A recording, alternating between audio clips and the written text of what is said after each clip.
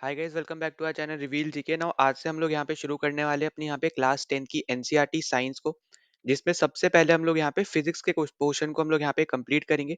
इससे पहले हम ऑलरेडी यहाँ पे क्लास 9 की साइंस की एनसीईआरटी हम लोग कंप्लीट कर चुके हैं। अगर आपने अभी तक नहीं देखा है तो प्लेलिस्ट का लिंक डिस्क्रिप्शन में मिल जाएगा। एक ही प्लेलिस्ट में हम लोग यहाँ पे क्लास 9 और क्लास 10, ठीक है, सारे वीडियोस एक ही सिंगल प्लेलिस्ट में आपको देखने को मिल जाएंगे। तो इस वीडियो को यहाँ पे शुरू करने से पहले अगर आप यहाँ पे चैनल पे पहली बार आए हो तो सब्सक्राइब कर देना, वीडियो को शेयर, वीडियो को लाइक कर देना, ताकि ज़्यादा से ज़्यादा लोगों तक ये वीडियो पहुंच पाए, उनकी भी यहाँ पे हेल्प हो पाए। और ये आपके हर एक एग्जाम के लिए आपके यहाँ पे इंपॉर्टेंट है, जिस भी एग्जाम में आपका साइंस का पोर्शन आता है 9th और 10th क्लास, ठीक है। अब हम यहाँ पे शुरू कर लेते हैं। तो सबसे पहले तो यहाँ पे सब्जेक्ट पे जाने से पहले आप यहाँ पे आपको पता होगा कि आपके कौन कौन से चैप्टर्स हैं, ठीक है। अगर नहीं पता है तो यहाँ पे आप कंटेंट देख सकते हो। तो आपको यहाँ पे हम लोग जो यहाँ पे कवर करने वाले हो 1 से लेके 13th चैप्टर तक हम लोग यहाँ पे कवर करेंगे, क्योंकि 14 15 16 आपका इन्वायरमेंट वाले टॉपिक पे आ जाता है। तो हम लोग का अभी यहाँ पे मेन फोकस जो रहेगा वो रहेगा यहाँ पे फिजिक्स, केमिस्ट्री और बायो, ठीक है। तो यहाँ पे सबसे पहले हम लोग फिजिक्स को कवर करेंगे, जो कि आपके यहाँ पे चैप्टर 10 से लेके चैप्टर 13 तक है, ठीक है। तो आज के वीडियो में हम लोग यहाँ पे क्लास आपका यहाँ पे चैप्टर नंबर 10 हम लोग करेंगे क्लास 10th का, जो आपका यहाँ पे नाम भी आपको देखने को मिल रहा है, लाइट रिफ्लेक्शन एंड रिफ्रैक्शन, ठीक है। तो यहाँ पे इसको हम लोग यहाँ पे आज के वीडियो में कवर करेंगे। फिर उसके बाद आपके यहाँ पे बचे हुए फिजिक्स के टॉपिक्स को कवर करके फिर हम लोग यहाँ पे ऊपर बायो और केमिस्ट्री को कवर करेंगे, ठीक है। तो हम यहाँ पे चल लेते हैं सबसे पहले हमारे यहाँ पे चैप्टर पे। तो जैसा ना आपको बताया, यहाँ पे हम लोग आज करने वाले लाइट रिफ्लेक्शन एंड रिफ्रैक्शन, ठीक है। तो यहाँ पे सबसे पहली आपकी और सबसे ज्यादा इंपॉर्टेंट चीज यहाँ पे यही रहेगी कि आपको ना ये टॉपिक बहुत अच्छे से यहाँ पे समझना है, क्योंकि सबसे ज्यादा क्वेश्चन आपको अगर फिजिक्स से किसी चैप्टर से पूछे जाते हैं तो वो आपका यही वाला टॉपिक है, ठीक है।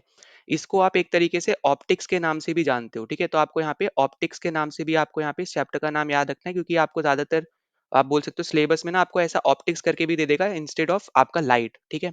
तो आपको ये पॉइंट भी याद रखना है कि यही आपका एक तरीके से ऑप्टिक्स है, जहाँ पे हम आप एक तरीके से समझो यहाँ पे लाइट आपका हो गया, मिरर हो गया, ठीक है, लेंसेज हो गया, फिर आपका मैग्निफिकेशन फैक्टर से रिलेटेड कुछ हो गया, या फिर आपका ह्यूमन आई से रिलेटेड हो गया। तो आपका ये वाला चैप्टर और इससे अगला चैप्टर दोनों को मिला के हम लोग ऑप्टिक्स बोल सकते हैं, ठीक है। अगले वाले में हम लोग यहाँ पे ह्यूमन आई से रिलेटेड कॉन्सेप्ट भी पढ़ने वाले हैं। तो देखो यहाँ पे अगर हम यहाँ पे शुरू कर लेते हैं, तो सबसे पहले जो आपको यहाँ पे एक ओवरव्यू बेसिकली आपको दे रखा है कि हम कैसे ऑब्जेक्ट्स को देख पाते हैं। तो आपको यहाँ पे याद रखना है, जैसे हम यहाँ पे आपको पता होगा कि रिफ्लेक्शन की अगर हम बात करें, ठीक है, रिफ्लेक्शन जो होता है आपके बेसिकली आपके ना दो तरीके के होते हैं, ठीक है। एक आपका होता है यहाँ पे रेगुलर, एक होता है आपका रेगुलर, और दूसरा आपका होता है यहाँ पे इररेगुलर, ठीक है। एक होता है आपका यहाँ पे रेगुलर रिफ्लेक्शन, दूसरा होता है आपका यहाँ पे इररेगुलर रिफ्लेक्शन। रेगुलर वाले को हम लोग यहाँ पे एक और नाम से जानते हैं, जिसका नाम है यहाँ पे स्पेकुलर, ठीक है। और इर्रेगुलर वाले को हम लोग एक और नाम से जानते हैं, जिसका नाम है यहाँ पे डिफ्यूज। तो आपको किसी तरीके से भी ऐसे दिया जा सकता है कि यहाँ पे डिफ्यूज आपका रिफ्लेक्शन कौन सा रिफ्लेक्शन होता है, तो उसका आंसर आपका रहेगा यहाँ पे इर्रेगुलर रिफ्लेक्शन, ठीक है। तो रिफ्लेक्शन के दो पार्ट्स होते हैं, मतलब दो तरीके होते हैं। एक होता है रेगुलर, जिसको हम स्पेकुलर भी बोलते हैं, और एक होता है आपका इर्रेगुलर, जिसको हम डिफ्यूज भी बोलते हैं। तो जो ये आपका इर्रेगुलर वाला रिफ्लेक्शन है ना, इसी के वजह से हम लोग यहाँ पे इसी की मदद से हम लोग ऑब्जेक्ट्स को देख पाते हैं, ठीक है। तो आपको यहाँ पे यही याद रखना है कि यही आपका एक ऐसा रिफ्लेक्शन है जिसकी मदद से हम लोग यहाँ पे ऑब्जेक्ट्स को देख पाते हैं, ठीक है। इसकी वजह से हम क्या कर पाते हैं, यहाँ पे ऑब्जेक्ट्स को हम लोग यहाँ पे अच्छे से देख पाते हैं। ये आपका रहेगा यहाँ पे इररेगुलर रिफ्लेक्शन, ठीक है। तो यहाँ पे सबसे पॉइंट आपको यहाँ पे यही याद रखना है। बाकी आपको यहाँ पे जो आपको दे रखा है वो आप जरूर यहाँ पे पढ़ सकते हो। इसके बाद आपको यहाँ पे ना सबसे पहले ही आपको एक आप बोल सकते हो फिनोमिना दे दिया है, जो आपका है यहाँ पे डिफ्रैक्शन ऑफ लाइट। अब देखो डिफ्रैक्शन ऑफ लाइट की जब हम यहाँ पे बात करें, ठीक है, अब डिफ्रैक्शन ऑफ लाइट में क्या होता है कि आपके पास एक पॉइंट सोर्स होता है। पॉइंट सोर्स में जैसे आप मान लो यहाँ पे आपके पास एक कैंडल है, ठीक है, इसकी यहाँ पे कैंडल है जो यहाँ पे लिट हो रही है।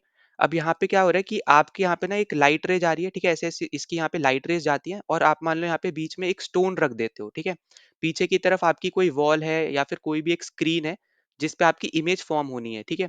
अभी इसकी जो यहाँ पे पॉइंट सोर्स है, इसके थ्रू जो लाइट रे जाती है ना, तो जब यहाँ पे ये स्टोन पे टकराएगी, अब क्योंकि स्टोन आपका कैसा ऑब्जेक्ट है, एक ओपेक ऑब्जेक्ट है, ठीक है। और ओपेक ऑब्जेक्ट के थ्रू कभी भी लाइट रे पास नहीं होती है, इसलिए यहाँ पे क्या होगा कि लाइट रे ना आपकी बैंड हो जाएगी, ठीक है। जब आपकी लाइट रे बैंड होके जाएगी, अब जैसे यहाँ पे जैसे ये स्टोन खत्म होगा तो यहाँ से वापस से इधर की तरफ बैंड हो जाएगी, और यहाँ पे जो लाइट रे है यहाँ पे स्क्रीन पे आपको दिखेगा कि यहाँ पे तो रोशनी है, ठीक है, इस एरिया में, और आपके इस एरिया में रोशनी है। पर इतने एरिया में जो है आपके यहाँ पे रोशनी नहीं होगी।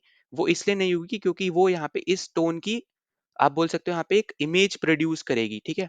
आपको यहाँ पे याद रखना है एक शार्प इमेज या फिर शार्प शेडो आप बोल लो एक तरीके से, ठीक है। शेडो आप ज्यादा यहाँ पे सूटेबल रहेगा। तो यहाँ पे शेडो यहाँ पे एक तरीके से शार्प शैडो यहाँ पे प्रोड्यूस करता है डिफ्रैक्शन में। ठीक है, तो आपको यहाँ पे यही इंपॉर्टेंट है जो आपको यहाँ पे समझना है कि शार्प शैडो आपका यहाँ पे प्रोड्यूस होता है। ठीक है, वापस से बता दे रहा हूँ यहाँ पे क्या क्या यूज हो रहा है। तो देखो, डिफ्रेक्शन ऑफ लाइट में क्या बोला जाता है कि आपके पास एक पॉइंट ऑफ सोर्स हो। ठीक है, जो आपका यहाँ पे जैसे आपको दे रखा है यहाँ पे कैंडल फॉर एग्जाम्पल। ठीक है, उसके अलावा यहाँ पे उसके थ्रू जो भी लाइट रे जा रही है, ठीक है, अगर उसके पाथ पे, उस लाइट रे के पाथ पे अगर आप कोई ओपेक ऑब्जेक्ट रख देते हो, जैसे यहाँ पे हमने स्टोन रखा, तो क्योंकि वो ओपेक ऑब्जेक्ट है उसके थ्रू लाइट रे पास होके नहीं जा सकती है, तो वहां से उसको टकराने के बाद आपकी लाइट रे बैंड हो जाएगी, और फिर वो पीछे की तरफ आपकी जब स्क्रीन पे जाएगी ना, तो जहां तक ये आपका स्टोन फैला हुआ है उतने एरिया में स्क्रीन पे आपका एक शार्प शेडो दिखाई देगी, जो आपका ये खाली वाला एरिया है। और बाकी यहाँ पे ये पूरे में आपको यहाँ पे लाइट रे दिखाई देंगी। ठीक है, यहाँ पे आपको रोशनी दिखेगी। बस आपको इन्हीं एरिया में नहीं दिखेगी, क्योंकि यहाँ पे ये स्टोन की एक शेडो क्रिएट कर देगी, एक शार्प शेडो क्रिएट कर देगी। ठीक है, जैसे आप कभी मूवी थिएटर में गए होगे, तो प्रोजेक्टर के सामने अगर कभी आप गलती से आ जाते हो, तो आपकी एक शेडो क्रिएट हो जाती है उस स्क्रीन पे। तो उसी तरीके से आप इसको समझ सकते हो। ठीक है, आप सिंपल टर्म्स में अगर आपको यहाँ पे समझना है, तो ये आपका हो गया यहाँ पे डिफ्रेक्शन। ठीक है, डिफ्रेक्शन ऑफ लाइट वही आपको यहाँ पे ऊपर दे रखा है। फिर उसके बाद अगर हम यहाँ पे आगे चलते हैं अपना यहाँ पे रिफ्लेक्शन ऑफ लाइट पे। ठीक है, जो आपको मैंने ऊपर बता दिया पहले तो, कि रिफ्लेक्शन दो तरीके हैं, इरेगुलर और रेगुलर। ठीक है, जिसको हम इरेगुलर को डिफ्यूज भी बोलते हैं, रेगुलर को हम लोग यहाँ पे स्पेकुलर भी बोलते हैं। ऑब्जेक्ट जो हमें यहाँ पे दिखते हैं वो इरेगुलर रिफ्लेक्शन की वजह से दिखते हैं। ठीक है, आपको याद रखना है। इसके अलावा आपको यहाँ पे याद रखना है लॉज क्या क्या होते हैं। ठीक है, अब यहाँ पे इसके दो लॉज हैं। पहला लॉ आपका होता है यहाँ पे कि जो आपका एंगल ऑफ इंसिडेंस है, ठीक है, यहाँ पे जो आपका एंगल आई है, वो आपका जो होता है वो इक्वल होता है यहाँ पे एंगल ऑफ आर के। अब इसका मतलब क्या है यहाँ पे, जैसे मान लो ये आपका एक सरफेस है। ठीक है, अब यहाँ पे ये बीच से ना आपका यहाँ पे जाती है नॉर्मल रे, ये आपकी है यहाँ पे नॉर्मल रे। फिर यहाँ से एक आपका ये आता है एंगल ऑफ इंसिडेंस, यहाँ पे बनाता है ये आपकी इंसिडेंट रे है। ठीक है, ये आपकी है यहाँ पे इंसिडेंट रे, जो कि आपकी एक बनाता है एंगल, जिसको हम लोग बोलते हैं यहाँ पे इंसिडेंट एंगल। ठीक है, इसी सेम तरीके से यहाँ की तरफ आपकी ये जाती है रिफ्लेक्टेड रे, ये जाती है आपकी यहाँ पे रिफ्लेक्टेड रे, और ये यहाँ पे जो एंगल बनाती है इसको हम लोग बोलते हैं यहाँ पे एंगल ऑफ रिफ्लेक्शन। ठीक है, और इसको हम लोग स्मॉल आर से डिनोट करते हैं। तो यहाँ पे यही बोला जा रहा है कि रिफ्लेक्शन के केस में क्या होता है कि जो आपकी इंसिडेंट रे के थ्रू जो आपका एंगल बना, जिसको हम लोग एंगल ऑफ इंसिडेंस बोल रहे हैं, और जो आपका रिफ्लेक्टेड रे के थ्रू एंगल बना एंगल ऑफ रिफ्लेक्शन, वो आपके हमेशा इक्वल रहेंगे। यही आपको बोला जा रहा है पहली वाली स्टेटमेंट में। दूसरी स्टेटमेंट ये बोल रही है कि आपका जो इंसिडेंट रे है, रिफ्लेक्टेड रे और जो ये नॉर्मल रे है, ये तीनों आपके एक ही प्लेन पे रहते हैं। ठीक है, सेम प्लेन पे रहते हैं, जो आपको यहाँ पे देखने को भी मिल रहा है। ठीक है, तो ये आपका यहाँ पे दो लॉज होते हैं रिफ्लेक्शन से रिलेटेड, इसको बिल्कुल भी आपको यहाँ पे भूलना नहीं है। ठीक है, बहुत ज्यादा इंपॉर्टेंट लॉज है, इन्हीं के ऊपर कभी कभी आपसे क्वेश्चन भी पूछ ले जाते हैं। ठीक है, अब उसके बाद अगर हम यहाँ पे आगे चले, आगे आपको देखो यहाँ पे देखने को मिलेगा कि आपकी इमेजेस कैसे कैसे फॉर्म होती है। तो सबसे पहले तो इन्होंने देखो यहाँ पे ना मिरर का यहाँ पे, क्योंकि सिनेरियो आ जाएगा सबसे पहले जो हम लोग यहाँ पे कवर करेंगे, तो मिरर में भी आपको सबसे पहले प्लेन मिरर का सिनेरियो आपको यहाँ पे दे रखा है। प्लेन मिरर कौन कौन सी होती है, तो देखो प्लेन मिरर जैसे आप घरों में यूज करते होगे ना, जब भी आप अपने बाल सेट करते हो या कुछ भी करते हो, तो उस पर्टिकुलर केस में आप यहाँ पे अपनी प्लेन मिरर जो है आपके घरों में वो आप यूज करते हो। तो वो जो मिरर है वो प्लेन मिरर का एग्जाम्पल है। ठीक है, और यहाँ पे आपको हमेशा याद रखना है, इसके ऊपर क्वेश्चन भी आ रखा है, ये जो आपको मैंने तीन स्टेटमेंट अलग अलग कलर से मार्क कर रखी है ना, चार बोल लो आप एक तरीके से। ठीक है, यहाँ पे पहली वाली ब्लू कलर में, फिर येलो, फिर पिंक, और फिर आपका लास्ट में वापस येलो। ठीक है, ये चारों स्टेटमेंट आपकी प्लेन मिरर के रिस्पेक्ट में ही है, और चारों आपकी बहुत ज्यादा इंपॉर्टेंट है, इनके ऊपर क्वेश्चन बन रखा है। तो यहाँ पे आप इनको जितना अच्छे से यहाँ पे याद रखोगे उतना ज्यादा अच्छा है। कि सबसे पहला तो आपका जो प्लेन मिरर होता है वो वर्चुअल और इरेक्ट इमेज देगा। ठीक है, इरेक्ट मतलब होती है सीधी इमेज देगा, इन्वर्टेड होता है उसका मतलब होता है उल्टी इमेज देगा। ठीक है, यहाँ पे आपको याद रखना है कि वर्चुअल और इरेक्ट इमेज देगा आपका प्लेन मिरर, कभी भी रियल इन्वर्टेड नहीं देता है। ठीक है, दूसरा आपका कि आप जितने डिस्टेंस पे रहोगे ना प्लेन मिरर में भी आपको उतना ही डिस्टेंस देखने को मिलेगा, मतलब आपका ऑब्जेक्ट का डिस्टेंस और इमेज का डिस्टेंस। ठीक है, जो भी आपका मिरर से है वो हमेशा सेम रहता है, हाइट हमेशा सेम रहती है। ठीक है, और तीसरा आपको यहाँ पे इंपॉर्टेंट है कि वो आपका ना लेटरली इन्वर्टेड इमेज आपको देखने को मिलता है। इसका मतलब हम लोग यहाँ पे डिस्कस कर लेते हैं। देखो, अब लेटरली इन्वर्टेड का मतलब क्या होता है, जैसे मान लो ये आपका यहाँ पे एक इमेज है। ठीक है, और आप यहाँ पे खड़े हो, अब आपने ये वाला हाथ जब ऊपर किया, ठीक है, और यहाँ पे आपको मान लो ये आपकी इमेज बन रही है मिरर के अंदर। ठीक है, तो मिरर पे आपकी यहाँ पे जो इमेज बनेगी ना उसमें भी आपका यही वाला हाथ ऊपर दिखाई देगा। पर अगर आप थोड़ा यहाँ पे सोचो, तो ये जो आपके यहाँ पे इमेज बन रही है ना, इस पर्टिकुलर इमेज का यहाँ पे ये कौन सा हाथ है, ये आपका लेफ्ट हैंड है ना, इसका, इस इमेज का आपका लेफ्ट हैंड है। जबकि आपने तो अपना राइट हैंड अपना यहाँ पे ऊपर किया है ना, तो इन्वर्टेड मतलब होता है कि आपको ना अपोजिट इमेज देखने को मिलती है। ठीक है, ये आपको यहाँ पे याद रखना है कि लेटरल इन्वर्जन में आपको ना अपोजिट चीज देखने को मिलेगी। जैसे अपना यहाँ पे जब आप राइट हैंड ऊपर करोगे, आप खुद भी ट्राई कर सकते हो यहाँ पे अपने शीशे पे जाके। तो जब आप राइट हैंड ऊपर करोगे तो आपको लेफ्ट हैंड ऊपर जाता हुआ नजर आएगा। जब आप लेफ्ट करोगे तो आपका राइट हैंड जो आपका होगा यहाँ पे इमेज का, वो आपका ऊपर जाएगा। ठीक है, इसी पर्टिकुलर प्रोसेस को हम लोग बोलते हैं यहाँ पे लेटरल इन्वर्जन। ठीक है, इसलिए हम लोग यहाँ पे बोल रहे हैं कि आपको यहाँ पे जो इमेज देखने को मिलती है वो लेटरली इन्वर्टेड देखने को मिलती है। ठीक है, यही आपका यहाँ पे मतलब है लेटरली इन्वर्टेड का। ठीक, क्योंकि अगर जैसे मान लो अगर यहाँ पे आप इमेज नहीं लेते हो, ठीक है, मिरर नहीं लेते हो, आप बोल देते हो यहाँ पे कि दो इंसान है, दो एक दूसरे के आगे खड़े हैं इस तरीके से, और फिर आप उनको बोलते हो कि अपना राइट हैंड ऊपर करो। ठीक है, तो इधर वाला तो ये वाला हाथ ऊपर करेगा, इसका राइट हैंड ये है, और इधर वाला ये वाला ऊपर करेगा, क्योंकि उधर से जब खड़ा होगा तो उसका राइट हैंड तो उधर वाला होगा ना। तो यहाँ पे रियलिटी में अगर आप देखो तो आपका ये होना चाहिए था, है ना।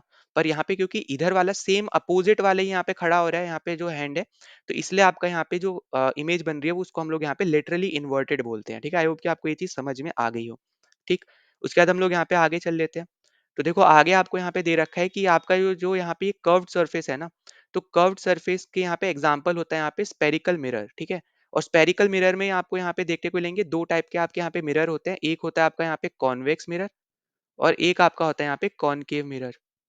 ठीक है, तो आपको ना जो यहाँ पे स्पेरिकल मिरर है, स्पेरिकल मिरर बेसिकली आप बोलो यहाँ पे कि थोड़ा सा ना कर्व्ड मिरर है। ठीक है, तो कर्व्ड मिरर का एग्जांपल है आपका स्पेरिकल मिरर, और स्पेरिकल मिरर के अंदर आपके दो मिरर आते हैं। एक आपका यहाँ पे कॉन्वेक्स मिरर, दूसरा आपका यहाँ पे कॉनकेव मिरर। ठीक है, यहाँ पे ये एग्जाम्पल है किसके, एग्जाम्पल है आपके यहाँ पे ये स्पेरिकल के। ठीक है, स्पेरिकल के। तो ये भी पॉइंट आपको याद रखना है, इसके ऊपर भी क्वेश्चन पहले भी यहाँ पे आ रखा है। ठीक है, सीएपीएफ में आ रखा है। तो अगर हम यहाँ पे आगे बात करें यहाँ पे, तो स्पेरिकल मिरर आपको यहाँ पे देखने को मिलेगा, ये दो आपको मिरर देखने को मिल रहे हैं। ये आपका है यहाँ पे कॉनकेव मिरर, इधर वाला आपका है यहाँ पे कॉन्वेक्स मिरर। अब यहाँ पे ये जो आपको ब्लैक लाइन से आपको थोड़ा यहाँ पे एरिया दिख रहा है ना, शेडेड रीजन, ये इसका पीछे का हिस्सा है। ठीक है, मिरर के पीछे का हिस्सा है।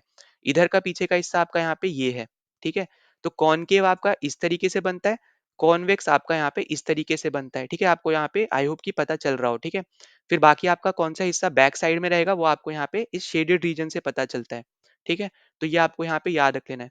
अब यहाँ पे जो ये आपका इधर से आपको ये जो हिस्सा देखने को मिल रहा है ना, बेसिकली अगर आप देखो तो स्पेरिकल मिरर में, ठीक है, ये मान लो आपका यहाँ पे एक स्पेयर है। अब यहाँ से ये वाला जो हिस्सा है, ठीक है, ये वाला हिस्सा, ठीक, ये वाला है आपका यहाँ पे कॉन्वेक्स। ये आपका क्या है यहाँ पे कॉन्वेक्स। वहीं पे इधर वाला जो हिस्सा है जो आपका बाहर की तरफ यहाँ पे देखने को मिल रहा है, ये आपका होता है यहाँ पे कॉनकेव, है ना। यही आपको यहाँ पे देखने को मिल रहा है यहाँ पे मिरर में, जो आपको इमेज अलग अलग दे रखी है कॉनकेव और कॉन्वेक्स की। तो इधर बाहर वाला हिस्सा जो है आपका यहाँ पे कॉनकेव, तो ये क्या हो रहा है यहाँ पे, ये आपका ना आपका कर्व जो हो रहा है यहाँ पे वो इनवर्ड की तरफ हो रहा है ना, इस डायरेक्शन में आपका यहाँ पे ये अंदर की तरफ थोड़ा सा आपका कर्व है, झुका हुआ है। वहीं पे इस वाले में क्या हो रहा है कि ये आपका बाहर की तरफ झुका हुआ है। इसलिए आपको यहाँ पे देखने को मिलेगा कि जो आपका रिफ्लेक्टिंग सरफेस होता है कॉनकेव मिरर का, वो आपका कर्व्ड होता है इनवर्ड की तरफ, जो आपको यहाँ पे देखने को मिल रहा है अंदर की तरफ है ना, अंदर की तरफ है। वहीं आपका जो रिफ्लेक्टिंग सरफेस होता है यहाँ पे कॉन्वेक्स का, वो बाहर की तरफ होता है, जो आपको ये देखने को मिल रहा है, ये बाहर की तरफ जा रहा है ना, ये बाहर की तरफ है।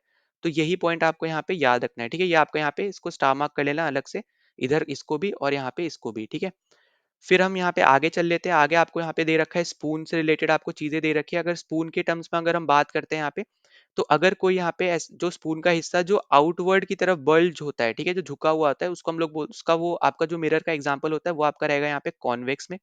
वहीं पे जो आपका यहाँ पे दूसरी साइड रहेगी वो आपकी ऑटोमेटिकली बन जाएगी यहाँ पे कॉन्वेक्स। ठीक है, कॉनकेव। ठीक है, तो यहाँ पे जो बल्ज आउटसाइड की तरफ है वो क्या है आपका यहाँ पे, वो है कॉन्वेक्स मिरर। जो आपको यहाँ पे अभी ऊपर भी हमने यहाँ पे यही तो डिस्कस किया था, जो आपका यहाँ पे रिफ्लेक्टिंग सरफेस है, अगर आप बाहर की तरफ कर्व है तो वो आपका कॉन्वेक्स मिरर की तरह बिहेव करेगा। वही सेम चीज आपकी स्पून में भी हो रही है। स्पून भी आपका थोड़ा कर्व से शेप में ही तो होता है, तो वही सेम चीज है। ठीक है, यहाँ पे कंफ्यूज मत कर जाना। इसके बाद फिर अगर हम यहाँ पे आगे बात करते हैं यहाँ पे, तो आगे आपको दे रखा है the centre of the reflecting surface. ठीक है, अब रिफ्लेक्टिंग सरफेस का आपका यहाँ पे कोई एक सेंटर भी होगा, है ना। यहाँ पे जैसे मान लो समझाने के लिए यहाँ पे मैं समझा देता हूँ। ठीक है, हम लोग यहाँ पे देख लेते हैं। जैसे मान लो ये आपका यहाँ पे है कॉनकेव मिरर। ठीक है, अब ये जो आपकी यहाँ पे जो लाइन जा रही है इसको हम लोग बोलते हैं प्रिंसिपल एक्सिस। ठीक है, यही सब आपका यहाँ पे लिखा हुआ है। ठीक है, पूरा मैं आपको यहाँ पे बता दे रहा हूँ। तो ये आपके यहाँ पे जो लाइन जा रही है इसको हम लोग बोलते हैं यहाँ पे प्रिंसिपल प्रिंसिपल एक्सिस। ठीक है, इस लाइन को बोलते हैं।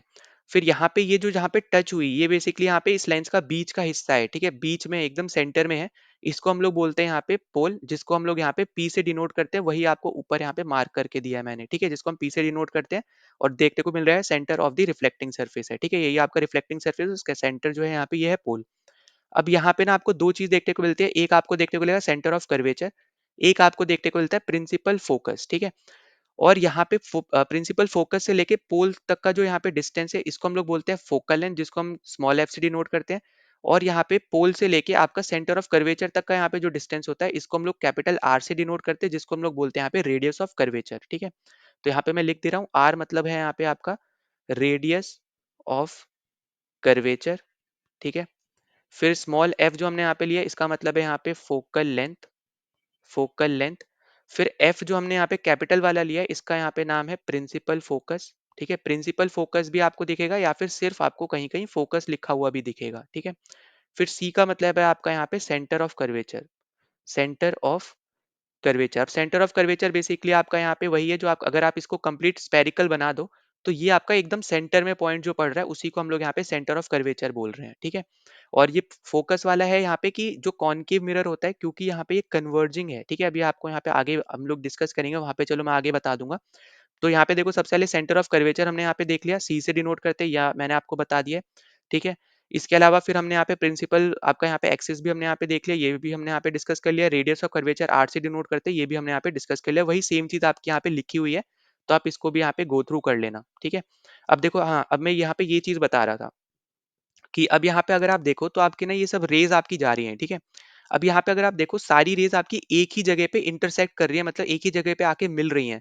तो जब सारी रेज आपकी अलग अलग जगह से आके एक ही जगह पे मिलती हैं, तो वो आप क्या कर रहा होता है, वो पर्टिकुलर आपका यहाँ पे कर रहा होता है कन्वर्ज, ठीक है। एक ही जगह पे वो फोकस कर रहा होता है।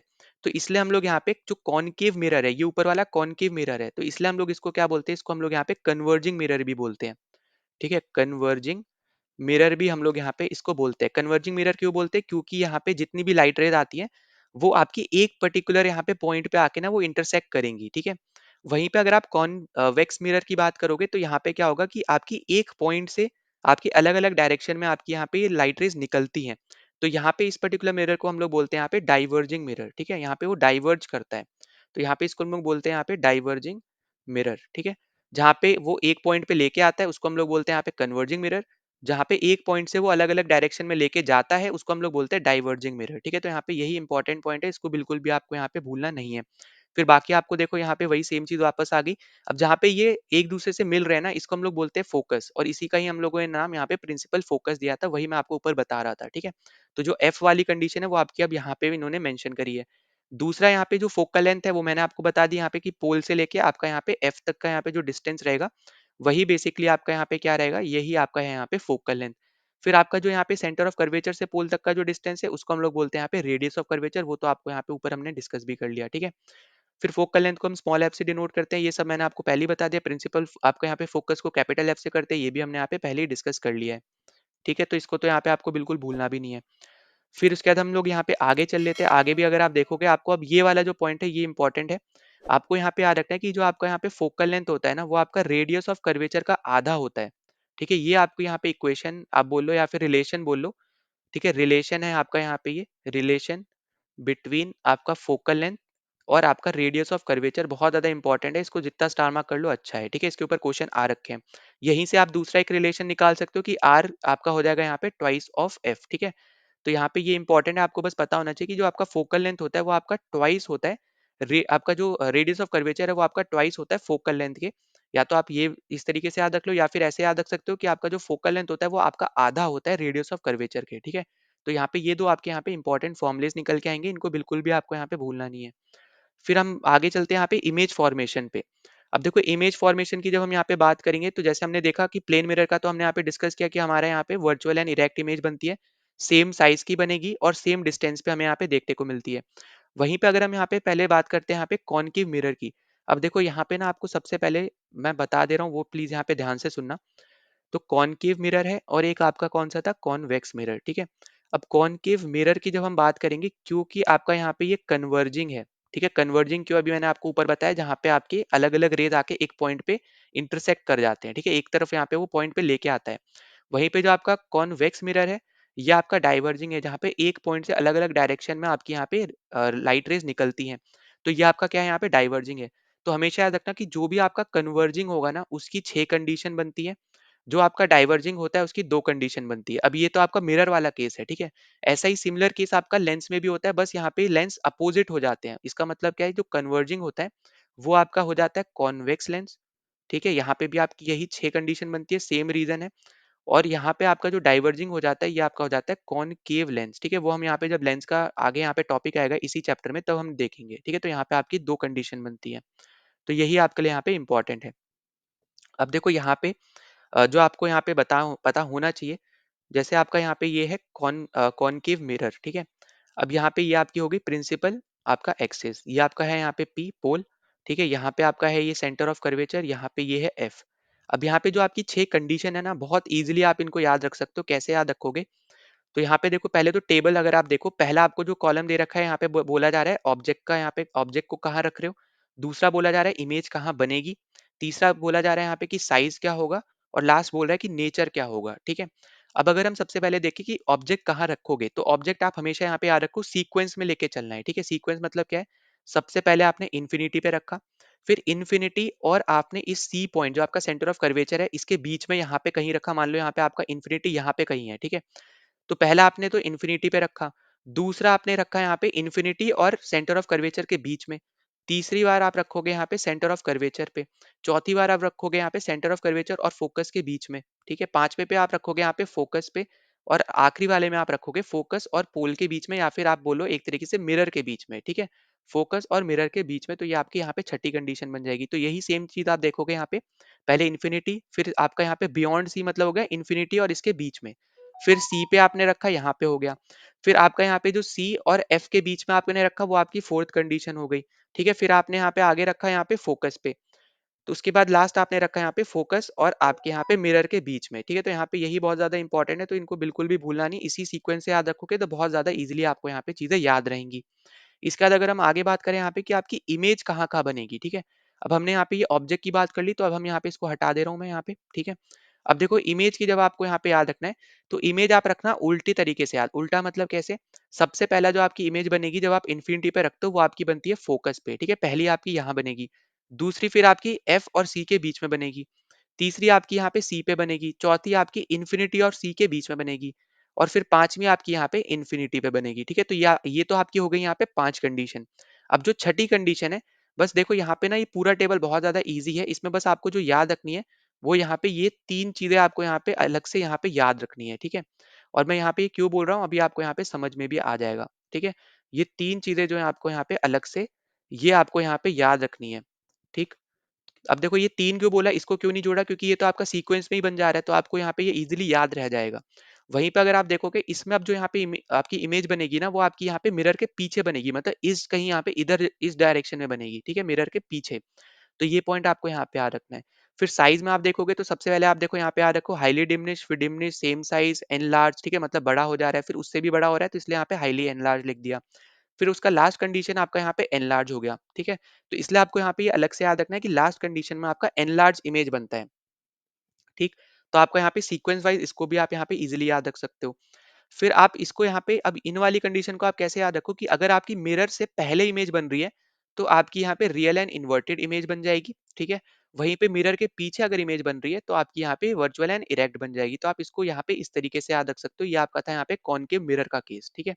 और ये कन्वर्जिंग है, इसलिए आपकी 6 कंडीशन बन रही है। बहुत ईज़ी तरीके से मैंने आपको बताया कि कैसे आप यहाँ पे इनको याद रख सकते हो। आपको रटने की भी ज़रूरत नहीं है।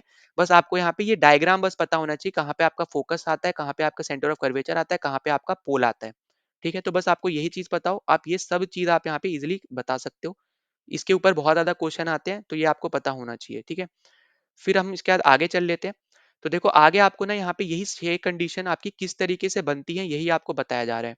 अब देखो सबसे पहले आपको बोला है कि अगर मान लो यहाँ पे इस प्रिंसिपल एक्सिस के पैरेलल अगर कोई यहाँ पे लाइट रे जा रही है, तो ये आपका है यहाँ पे है कॉनकेव, ये आपका है यहाँ पे कॉन्वेक्स, ठीक है? अब कॉनकेव पे क्या होगा, वो आपका फोकस पे आके टच करेगी।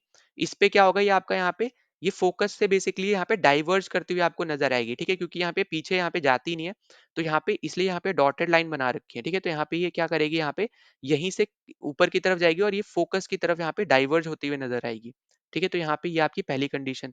दूसरा यहाँ पे इन्होंने बोला कि अगर ऐसी कोई लाइट रे है जो फोकस से टच होके आती है, तो जैसे यहाँ पे हो रहा था ना कि यहाँ पे पैरेलल हो रही थी फिर फोकस पे आ रही थी, तो अगर ये कोई फोकस से होती जाती है तो यहाँ पे ये पैरेलल हो जाती है, मतलब यहाँ पे पहली और दूसरी कंडीशन जो है वो आपस में एक तरीके से बोलो अपोजिट है, ठीक है। अगर कोई पैरेलल आएगी तो वो फोकस से टच होके जाएगी, अगर कोई फोकस से टच होके आ रही है तो वो पैरेलल हो जाएगी आपके प्रिंसिपल एक्सिस से, ठीक है।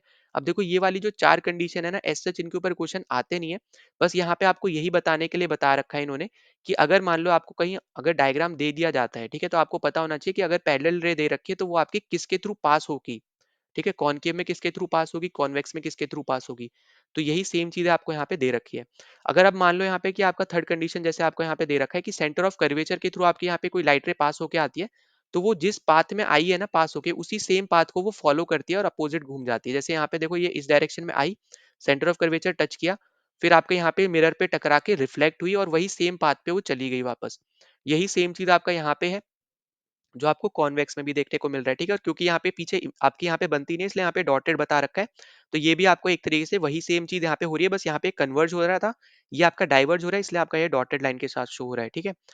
फिर आपका यहाँ पे आ जाता है कि ऑब्लिगली आपका अगर यहाँ पे है, मतलब यहाँ पे अगर पोल पे एकदम आ रही है, तो जिस आपका यहाँ पे जो एंगल ऑफ आई और एंगल ऑफ आर है, वो आपका एग्जैक्ट क्या होगा, यहाँ पे सेम होगा। ये आपको मैंने ऊपर बताया था कि जब नॉर्मल होता है और आपका यहाँ पे आई और आर है, ठीक है, जो आपका इंसिडेंट रे है और आपका आपका रिफ्लेक्टेड रे है, वो तीनों आपके एक ही प्लेन पे है, और यहाँ पे आपका angle of I equal to angle of R हो जाता है। ये तो आपका लॉ ऑफ रिफ्लेक्शन ही है। तो ये आपका लास्ट वाला पॉइंट बेसिकली लॉ को रिप्रेजेंट कर रहा है, ठीक है, लॉ को ही यहाँ पे बता रहा है। फिर हम चलते हैं यहाँ पे आगे। तो अब आपको यहाँ पे जो ऊपर चीज बता रखी थी ना कॉनकेव में, आपको मैंने जो टेबल के थ्रू यहाँ पे आपको समझाया, वही सेम चीज आपकी जो 6 कंडीशन है अब इन्होंने यहाँ पे डायग्राम के थ्रू समझाई है, ठीक है। तो यहाँ पे देखो आपने आपने इन्फिनिटी पे रखा तो फोकस पे इमेज बनी। फिर आपने इन्फिनिटी और यहाँ पे सी के बीच में यहाँ पे रखा तो आपकी सी और एफ यहाँ पे सी और एफ के बीच में यहाँ पे इमेज बनी। फिर जब आपने सी पे रखा तो सी पे इमेज बनी, ठीक है। और जब सी पे इमेज बनती है तो क्या कैसा साइज आपको देखने को मिलता है, सेम साइज देखने को मिलता है। यहाँ पे आपका हाईली डिमिनिश्ड होता है, डिमिनिश्ड, सेम साइज, फिर आपका एनलार्ज, हाईली एनलार्ज और लास्ट वाले में एनलार्ज, ठीक है। तो ये आपको यहाँ पे 6 की 6 कंडीशन हम ऑलरेडी डिस्कस कर चुके हैं, आपको यहाँ पे इजी तरीके से बता चुका हूँ, इसको आप यहाँ पे अच्छे तरीके से याद रख सकते हो। फिर हम आगे चलते हैं यहाँ पे कि आपके कॉनकेव मिरर कहाँ-कहाँ यूज होते हैं। अब देखो ये वाला इसको स्टारमा कर लो, बहुत ज़्यादा इंपॉर्टेंट है। तो आप कॉनकेव मिरर आप ऐसी जगह यूज करोगे जहां आपको ना छोटी सी चीज बड़ी देखनी हो, ठीक है, मैग्नीफाई करना हो। जैसे आपके जो डेंटिस्ट होते हैं, अगर आप कभी ट्रीटमेंट कराने जाओगे तो अगर उनको देखना है दांत में यहाँ पे क्या प्रॉब्लम है और बहुत ज्यादा उनको क्लियरली दिख नहीं रहा है, तो यहाँ पे वो कॉनकेव मिरर का यहाँ पे यूज करेंगे, ठीक है। यही सेम चीज आपको यहाँ पे देखने को मिलेगी जब आप मैग्नीफाई ग्लास लेते हो, ठीक है, मैग्नीफाई का आप ग्लास लोगे तब भी आपको यहाँ पे देखने को मिलेगा। फिर उसके बाद आपका यहाँ पे जो टॉर्च है, हेडलाइट्स है, ठीक है, जो आपकी व्हीकल की हेडलाइट्स होती है ताकि आपके ज्यादा एरिया तक वो लाइट पहुंचे, उसके लिए भी आप यहाँ पे कॉनकेव मिरर का ही यहाँ पे यूज करते हो, ठीक है। तो यहाँ पे याद रखना कि आपको ज्यादा एरिया कवर करना है, मैग्नीफाई करना है चीजों को, तो उसके लिए आप यहाँ पे कॉनकेव मिरर का यूज करते हो। और ये सब आपके यहाँ पे एग्जाम्पल्स रहेंगे, जैसे टॉर्च हो गया, सर्च लाइट है, आपके व्हीकल की हेडलाइट हो गई, ठीक है। फिर आपके डेंटिस्ट के द्वारा यहाँ पे इसको यूज किया जाता है, तो ये सब आपके यहाँ पे एग्जाम्पल्स है। फिर हम चलते हैं यहाँ पे कॉन्वेक्स मिरर के यहाँ पे कंडीशन पे। अब देखो कॉन्वेक्स में आपका क्योंकि ये डाइवर्जिंग है, ठीक है, बार बार मैं बोल रहा हूँ, क्योंकि अब आपका यहाँ पे ये डाइवर्जिंग है, तो इसमें आपकी यहाँ पे इसको इस तरीके से याद रखो, क्योंकि डाइवर्जिंग है इसलिए यहाँ पे सिर्फ और सिर्फ दो ही आपकी कंडीशन बनती है। कौन कौन सी कंडीशन बनती है, पहला आप रखते हो इन्फिनिटी पे, दूसरा आप रखते हो इन्फिनिटी और पोल के बीच में कहीं पे भी, ठीक है, चाहे आप सी पे रखो, एफ पे रखो, या फिर उनके बीच में कहीं रखो, ठीक है। इन्फिनिटी और पोल के बीच में कहीं पे भी रखो, ये आपकी दूसरी कंडीशन होती है। ये आपका है इमेज, आपका ये ऑब्जेक्ट की पोजीशन, ठीक है। अब इमेज की पोजीशन कहाँ बनेगी, इन्फिनिटी पे रखोगे, एफ पे बनेगी, वही सेम, ये ऊपर वाली तो सेम चीज ही हो रही है, ठीक है।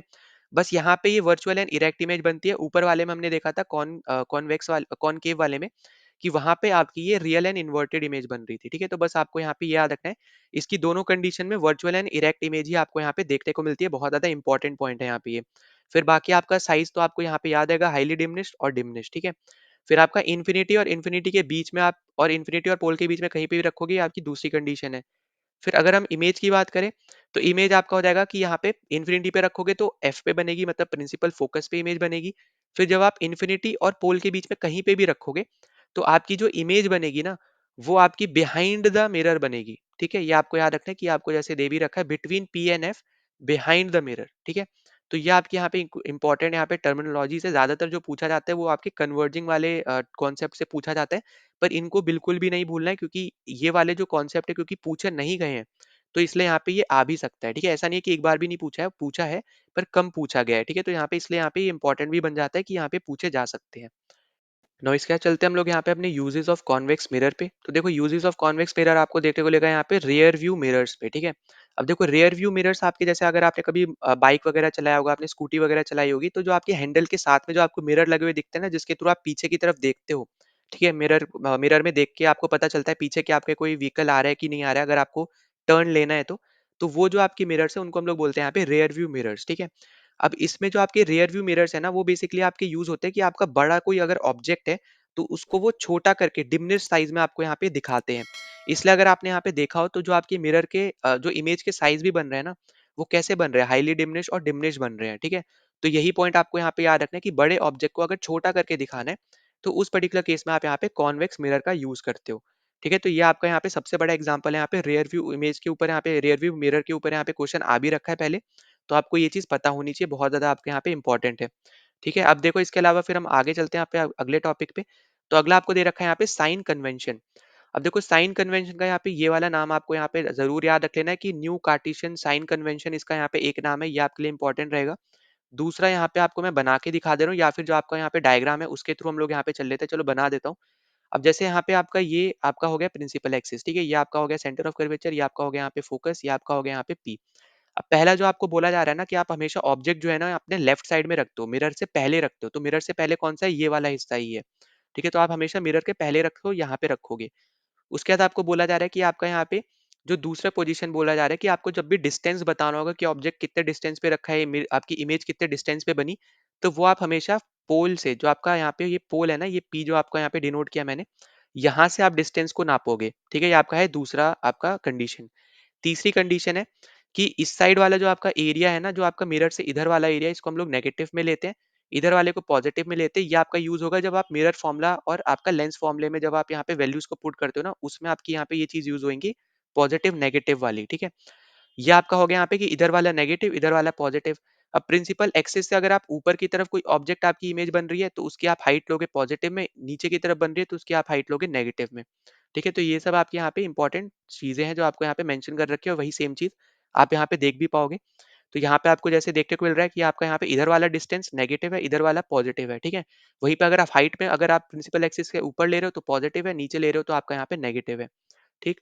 उसके बाद आपको यहाँ पे ये मिरर फॉर्मूला है, ये बहुत ज्यादा इंपॉर्टेंट है, इसको यहाँ पे मार्क कर लेना।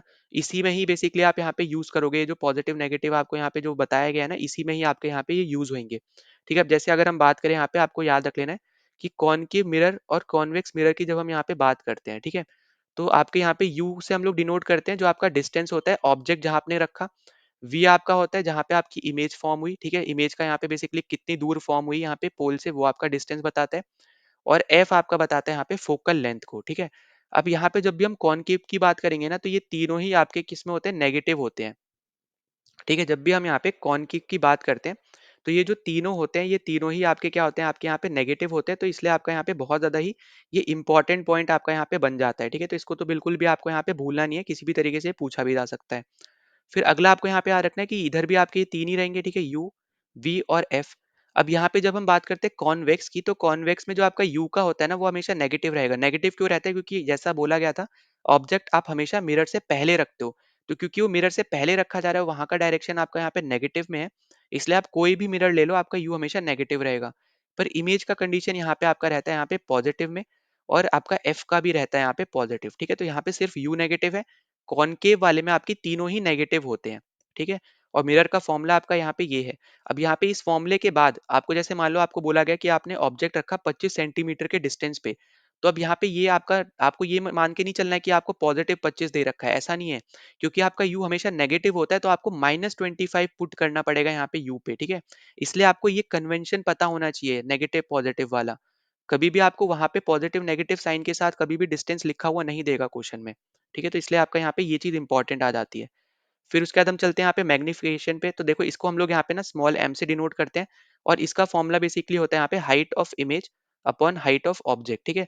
इसी को ही हम लोग यहाँ पे इस तरीके से भी लिखते हैं, हाइट हाइट ऑफ इमेज को हम एच डैश से रिप्रेजेंट कर देते हैं, और हाइट ऑफ ऑब्जेक्ट को हम लोग यहाँ पे एच से रिप्रेजेंट कर देते हैं। तो ये चीज भी याद रखना। फिर इसी को हम लोग यहाँ पे माइनस वी अपॉन यू से भी डिनोट कर देते हैं। वी आपको जैसे मैंने बताया आपका बताता है डिस्टेंस इमेज का, है ना, पोल से। यू आपको बताता है ऑब्जेक्ट का डिस्टेंस पोल से। तो इसलिए हम लोग यहाँ पे माइनस वी अपॉन यू से भी डिनोट कर देते हैं, और ऑब्जेक्ट क्योंकि लेफ्ट हैंड साइड पे तो इसलिए आपका माइनस भी लग जाएगा, ठीक है। फिर हमने यहाँ पे ये फॉर्मूला आपको इंपॉर्टेंट है, इसके ऊपर क्वेश्चन आ रखा है, ये याद रख लेना। इसके अलावा ना ये आपका पॉजिटिव भी रहता है कभी-कभी और कभी आपका यहाँ पे नेगेटिव भी रहता है, यहाँ पे जो m रहती है, ठीक है? m की वैल्यू आपकी पॉजिटिव में भी आपकी क्या रहती है? जैसे मान लो आपको दे दिया गया कि +2 आपको यहाँ पे दिया है मैग्निफिकेशन फैक्टर, ठीक है? अब यहाँ पे जो इमेज बनेगी वो आपकी यहाँ पे कैसी बनेगी? एनलार्ज बनेगी, मतलब बड़ी इमेज बनेगी और कॉन्वेक्स आपका यहाँ पे रहेगा या फिर मतलब सॉरी आपका रियल इन्वर्टेड रहेगा या फिर वर्चुअल इरेक्ट रहेगा। तो देखो पहली बात तो ये क्योंकि 1 से बड़ा है, ठीक है? यहाँ पे 3 कंडीशन याद रखना। m आपका 1 से बड़ा एक कंडीशन होती है, एक इक्वल कंडीशन होती है और एक आपकी लेस देन 1 होती है। जब आपका m 1 से बड़ा होता है ना, इसका मतलब है कि आपका हाइट ऑफ इमेज जो है वो आपका हाइट ऑफ ऑब्जेक्ट से बड़ा है। अगर आपका यहाँ पे इक्वल रहती है, इसका मतलब है कि हाइट ऑफ इमेज जो है हाइट ऑफ ऑब्जेक्ट के इक्वल है। अगर यहाँ पे ये 1 से छोटा है, इसका मतलब होता है हाइट ऑफ इमेज जो है वो आपकी छोटी रहती है हाइट ऑफ ऑब्जेक्ट से, ठीक है? तो ये 3 कंडीशन होती है। अब क्योंकि ये 1 से बड़ी है, 2 जो आपको नंबर दे रखा है, ये 1 से बड़ा है और प्लस साइन के साथ भी है, तो इसलिए आपका यहाँ पे जो कंडीशन बनेगा इसमें आपका आएगा यहाँ पे कि m जो है वो 1 से बड़ा है, ठीक है? तो आपका यहाँ पे m क्या है? यहाँ पे लार्ज साइज़ का है। दूसरी चीज़ कि यहाँ पे आपको याद रखना है कि पॉजिटिव नेगेटिव की कंडीशन आपको पता होनी चाहिए। अब जब आपका यहाँ पे पॉजिटिव होता है ना, तो यहाँ पे जो आपकी इमेज बनती है वो आपकी बनती है यहाँ पे वर्चुअल इरेक्ट, ठीक है? वर्चुअल इरेक्ट आपकी बनती है। नेगेटिव के केस में आपकी जो इमेज बनती है वो आपकी यहाँ पे रियल इन्वर्टेड बनती है, ठीक है? तो ये आपके लिए यहाँ पे एक इंपॉर्टेंट पॉइंट है।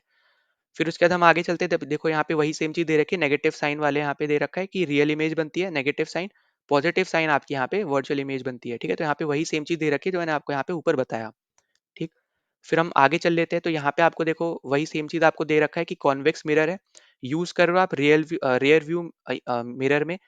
और यहाँ पे आपको दे रखा है रेडियस ऑफ कर्वेचर आर, मतलब आपको यहाँ पे आर दे रखा है यहाँ पे 3 मीटर का, ठीक है? फिर आप ये आपको दे रखा है यहाँ पे कि एक बस है जो कि 5 मीटर पे लोकेट कर रही है मिरर में, तो उसकी आपको यहाँ पे पोजीशन बतानी है, ठीक है? अब यहाँ पे क्योंकि वो यू हो गया, बस की यहाँ पे जो डिस्टेंस दे रखी है वो आपका यू हो जाएगा, तो यू क्योंकि आपका नेगेटिव होता है, चाहे आप कॉन्वेक्स की बात करो कॉनकेव की बात करो, तो आपको यहाँ पे -5 के साथ आप इसको यहाँ पे डिनोट करोगे। अब क्योंकि ये रेयर व्यू है, ठीक है? रेयर व्यू है, इसका मतलब क्या हुआ? कौन सी मिरर आप यहाँ पे यूज कर रहे हो? कॉन्वेक्स मिरर आप यहाँ पे यूज कर रहे हो, ठीक है? क्योंकि रेयर व्यू मिरर में आप यूज कर रहे हो यहाँ पे। अब उसके बाद आपको यहाँ पे पूछा कि इमेज कहाँ बनेगी, तो आप यहाँ पे फॉर्मूला पुट करो, फॉर्मूले में आप इसकी वैल्यू डालो, तो आपको यहाँ पे सीधे-सीधे आपका आपका यहाँ पे आंसर निकल के आएगा यहाँ पे प्लस का 1.15, ठीक है? तो आप इसको यहाँ पे सॉल्व भी कर सकते हो, बस यहाँ पे आप वैल्यू पुट करनी है। जब आपने एक बार प्लस और नेगेटिव साइन डालना यहाँ पे सीख लिया और यहाँ पे एफ का जैसे मैंने आपको फॉर्मूला बताया था r/2 होता है, तो उसके थ्रू इन्होंने फोकल लेंथ यहाँ पे एफ निकाला है, ठीक है? एफ मतलब फोकल लेंथ निकाला है। उसके बाद बस इन्होंने यहाँ पे वैल्यू पुट करी, क्योंकि कॉन्वेक्स है, तो यू आपका बस नेगेटिव होता है, वी और आपका एफ दोनों ही आपके क्या होते हैं? यहाँ पे पॉजिटिव होते हैं, ठीक है? तो ये आपको बस यहाँ पे याद रखना है, यही आपका यहाँ पे एक इंपॉर्टेंट चीज है। फिर देखो हम आगे चलते हैं, यहाँ पे फिर आपको मैग्नीफिकेशन निकालने को बोला है, वो भी डायरेक्ट आपका फॉर्मूला बेस्ड है, तो ये भी आप यहाँ पे निकाल जाओगे, इजी है, ठीक है? फिर यही सेम चीज आपका यहाँ पे वापस से एक और आपको क्वेश्चन दे रखा है, ये आप जरूर देख लेना, ठीक है? वही सेम चीजें आपकी यहाँ पे रिपीट हो रही है। अब उसके बाद हम लोग यहाँ पे बात करते हैं रिफ्लेक्शन की। अब देखो रिफ्लेक्शन में अब जब बात करते हैं, रिफ्लेक्शन हम कर चुके हैं, अब रिफ्लेक्शन वाला जो कंडीशन है, यहाँ पे क्या होता है कि आपकी जो लाइट रे है ना, वो आपकी यहाँ पे एक मीडियम में ना एक पर्टिकुलर पाथ पे ही चलती है, एक ही डायरेक्शन में चलती है। पर रिफ्रैक्शन में क्या होता है कि यहाँ पे हम लोग बेसिकली बात करते हैं जब आपकी यहाँ पे एक मीडियम से दूसरे मीडियम में जब आपकी लाइट रे पास हो रही हो, और जब भी यहाँ पे आपकी लाइट रे एक मीडियम से दूसरे मीडियम में पास होती है ना, तो वो आपकी कभी भी सेम पाथ फॉलो नहीं करती है, ठीक है? और वही आपको यहाँ पे दे रखा है, जो आपको ऊपर मैंने मार्क भी कर रखा है कि यहाँ पे जो लाइट रे होती है वो कभी भी यहाँ पे जब भी ट्रेवल करती है वो कभी भी सेम डायरेक्शन में ट्रेवल नहीं करती है हर एक मीडियम में, ठीक है? मीडियम कैसे हो सकते हैं? मान लो आपका ग्लास एक मीडियम हो सकता है, आपका एक एयर मीडियम हो सकता है, ठीक है? इसी पर्टिकुलर फिनोमेना को हम लोग बोलते हैं यहाँ पे रिफ्लेक्शन ऑफ लाइट। और ये जो रिफ्लेक्शन ऑफ लाइट है, ये आपका स्पीड की वजह से होता है, ठीक है?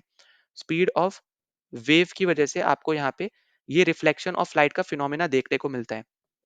तो आपको हमेशा याद रखना है यहाँ पे कि आपका जो रिफ्लेक्शन ऑफ लाइट है, ये आपका हमेशा देखने को मिलता है जब आप एक मीडियम से आपकी लाइट रे दूसरे मीडियम में जाती है।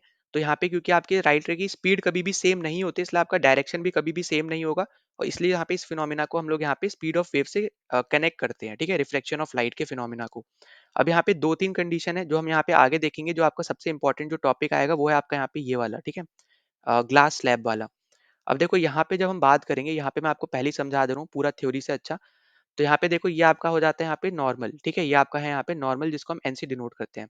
अब ये मान लो यहाँ पे एक मीडियम है, ऊपर वो है आपका ग्लास, सॉरी एयर, और नीचे वाला आपका है यहाँ पे ग्लास, ठीक है? अब अगर हम यहाँ पे देखते हैं, अब ये आपकी यहाँ पे इंसिडेंट रे आई, ठीक है, ये आपका यहाँ पे इंसिडेंट एंगल ऑफ इंसिडेंट बना दिया, ये आपकी है यहाँ पे इंसिडेंट रे। ठीक है, इंसिडेंट रे आपकी यहाँ पे ये है, इसने एंगल ऑफ इंसिडेंट बना दिया। अब यहाँ पे क्योंकि ये इस डायरेक्शन में जा रही है ना, अब यहाँ पे जरूरी नहीं है, मतलब यहाँ पे ऑब्वियस सी बात है, यहाँ पे जिसकी स्पीड जो होगी यहाँ पे एयर में इस पर्टिकुलर लाइट की, वो आपकी अलग रहेगी जो इसकी स्पीड होगी ग्लास में। ठीक है, क्योंकि यहाँ पे मीडियम चेंज हो जा रहा है। अब यहाँ पे जो इसकी स्पीड होगी यहाँ पे, वो कुछ इस डायरेक्शन मान लो इसने फॉलो किया। ठीक है, तो इसका मतलब यहाँ पे क्या हुआ कि यहाँ पे इसने बना दिया पहले तो एंगल ऑफ आर। ठीक है, मतलब यहाँ पे एंगल ऑफ रिफ्रैक्शन, यहाँ पे ये आर मतलब है रिफ्रैक्शन। ठीक है, तो यहाँ पे दो चीज आपको यहाँ पे हमेशा याद रखनी है कि जब भी आपकी लाइट रे डेंसर से रेयरर मीडियम में जाए तब क्या होगा, और एक आपसे पूछा जाता है जब रेयरर मीडियम से डेंसर मीडियम में आए तब क्या होगा। ठीक है, तो यहाँ पे यही चीज है जो आपको यहाँ पे याद रखनी है। अब अगर मान लो आपकी यहाँ पे लाइट रे डेंसर मीडियम से रेयरर मीडियम में आती है ना, तो जो यहाँ पे स्पीड होती है लाइट रे की वो यहाँ पे इंक्रीज कर जाती है, और वो नॉर्मल से अवे मूव करती है। ठीक है, नॉर्मल से अवे मूव करती है जो आपकी यहाँ पे लाइट रे होती है। ठीक है, तो यहाँ पे वो हम सही से लिख लेते हैं कि away move away from normal. ठीक है, जब भी आपकी स्पीड बढ़ेगी तो वो नॉर्मल से हमेशा अलग मूव करेगी, जैसे ये नॉर्मल जा रहा है इससे दूर की तरफ भागेगी। अब वहीं पे अगर मान लो आपकी रेयरर से डेंसर की तरफ आओगे, तो जो स्पीड होती है वो आपकी कम हो जाती है, और ये मूव करती है टूवर्ड्स नॉर्मल। ठीक है, मूव टूवर्ड्स नॉर्मल मतलब नॉर्मल की तरफ ये मूव करती है। ठीक है, इस तरफ में और ज्यादा चिपक जाएगी नॉर्मल से।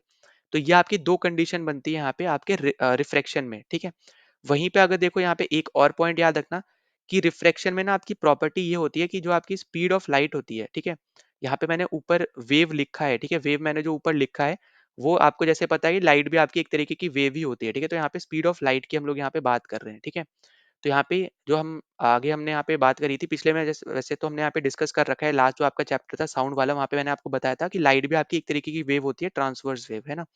तो यहाँ पे अगर हम बात करें यहाँ पे स्पीड जो है आपकी, तो जो स्पीड अगर हम बात करें यहाँ पे लाइट की और आपका यहाँ पे वेवलेंथ, ठीक है, वेवलेंथ और जो आपकी लाइट की स्पीड है, ये आपकी मीडियम टू मीडियम क्या होती है यहाँ पे चेंज होती रहती है। ठीक है, जैसे आपकी यहाँ पे एयर में अलग होगी स्पीड ऑफ लाइट, वेवलेंथ भी आपकी अलग होगी। जैसे ये ग्लास में एंटर करेगी तो इसकी स्पीड ऑफ लाइट भी चेंज हो जाएगी इस लाइट रे की, और आपकी वेवलेंथ भी चेंज हो जाएगी। वहीं पे जो आपकी फ्रीक्वेंसी होती है ना, फ्रीक्वेंसी आपकी हमेशा क्या रहती है, कांस्टेंट रहती है। ये आपसे पूछा जा सकता है। ठीक है, ये आपको यहाँ पे याद रखना है कि आप कोई भी आपकी जो लाइट रे कोई भी मीडियम में चली जाए, फ्रीक्वेंसी उसकी कैसी रहेगी, सेम रहेगी, कांस्टेंट रहेगी। बस उसकी यहाँ पे दो ही चीज चेंज होगी, एक तो स्पीड और दूसरी यहाँ पे वेवलेंथ। और वही चेंज अब देखो, वही सेम चीज मैंने ऊपर बनाई वही आपको दे रखा है यहाँ पे नीचे भी। तो यहाँ पे आपका वैसे ये वाले पाथ से अगर आप देखो तो ये डॉटेड लाइन वाला इसको पाथ फॉलो करना चाहिए था, पर उसने वो क्यों नहीं किया, क्योंकि इसका यहाँ पे अगर आप देखो जो आपका एयर की जो आप बोल सकते हैं यहाँ पे डेंसिटी होती है ना, वो आपकी क्या होती है, वो आपकी होती है यहाँ पे कम। ठीक है, रेयर आपका यहाँ पे रेयर मीडियम है ये। ग्लास की जो डेंसिटी होती है वो होती है आपकी ज्यादा, तो इसलिए यहाँ पे इसकी इसकी जो स्पीड है लाइट रे की वो कम हो गई, इसलिए यहाँ पे ये नॉर्मल की तरफ यहाँ पे ये झुक गई।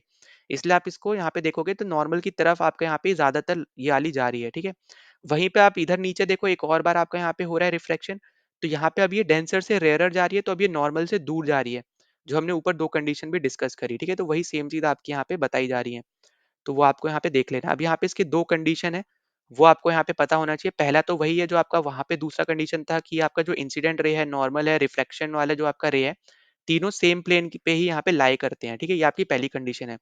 दूसरी कंडीशन आपका है यहाँ पे वो है स्नेल्स लॉ। ठीक है, दूसरी कंडीशन जो है वो है आपके यहाँ पे स्नेल्स लॉ, वो है आपका यहाँ पे sine I upon sine R equal to mu two upon mu one. ठीक है, तो sine I upon sine R वैसे आपको यहाँ पे जैसे दे रखा है कांस्टेंट होता है यहाँ पे, तो आई की वैल्यू जो है यहाँ पे आपको याद रखना है कि 0 से 90 के बीच में रहती है। वो क्यों रहती है, क्योंकि जो आपका क्रिटिकल एंगल है, ठीक है, क्रिटिकल एंगल आपका यहाँ पे आपको अगर पता नहीं है तो यहाँ पे मैं बता दे रहा हूँ। क्रिटिकल एंगल बेसिकली आपको ये बोलता है कि आपके इंसिडेंट की ऐसी वैल्यू होनी चाहिए जहाँ पे एंगल ऑफ आर जो है वो 90 डिग्री बन जाए। ठीक है, आपके यहाँ पे क्रिटिकल एंगल बेसिकली आपका एंगल ऑफ आई होता है, और वो एक ऐसा एंगल ऑफ आई होता है जहाँ पे एंगल ऑफ रिफ्रैक्शन जो है वो आपका यहाँ पे 90 डिग्री बन जाए।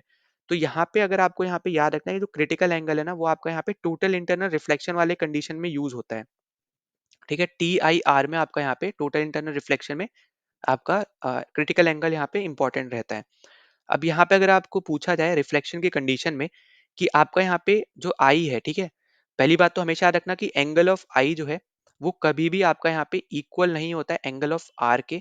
बस और बस एक कंडीशन में आपका यहाँ पे इक्वल रहता है, एक्सेप्ट वन कंडीशन। ठीक है, एक्सेप्ट वन कंडीशन। और वो कंडीशन क्या है आपकी, जब आई आपका यहाँ पे जीरो हो जाता है तो एंगल आर भी आपका यहाँ पे क्या हो जाता है, जीरो हो जाता है। ठीक है, तो यही आपकी बस इकलौती कंडीशन है जहाँ पे ये इक्वल रहते हैं, वरना कभी भी आपके ये इक्वल नहीं रहते हैं। इसको भी आप यहाँ पे स्टार मार्क कर लेना कि एंगल आई एंगल आर के कभी भी इक्वल नहीं रहेगा, बस एक ही कंडीशन में इक्वल रहता है, और वो भी तब जब यहाँ पे एंगल ऑफ आई आपका जीरो होता है। ठीक है, तो ये इंपॉर्टेंट है, इसको बिल्कुल भूलना नहीं। फिर देखो आगे आपको दे रखा है यहाँ पे रिफ्रैक्टिव इंडेक्स। अब रिफ्रैक्टिव इंडेक्स जो है ना, इसको हम लोग डिनोट करते हैं यहाँ पे म्यू से। ठीक है, इसको हम लोग डिनोट करते हैं यहाँ पे म्यू से।